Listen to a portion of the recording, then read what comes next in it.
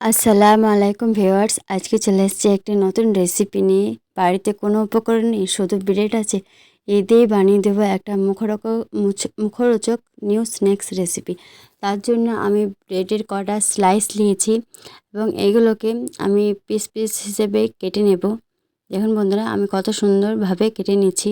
ঠিক এইভাবে আপনারাও কেটে নেবেন।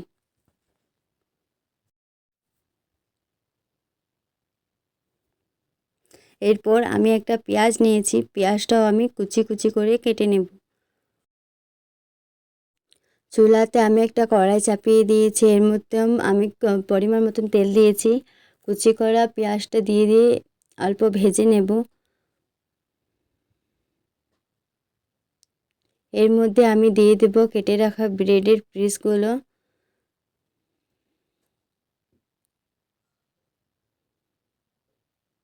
এর মধ্যে আমি দেবো 1 চা চামচ নুন, 1 চা চামচ হলুদ, 1 চামচ চাট মশলা, 1 চামচ লঙ্কা গুঁড়ো এবং কিছুটা সস, টমেটো সস। এগুলোকে আমি ভালো করে মাখিয়ে ভেজে নেব। কিছুক্ষণ এপিট ওপিট করে ভাজবো। বাস, আমার হয়ে গেল নিউ একটা স্ন্যাক্স রেসিপি।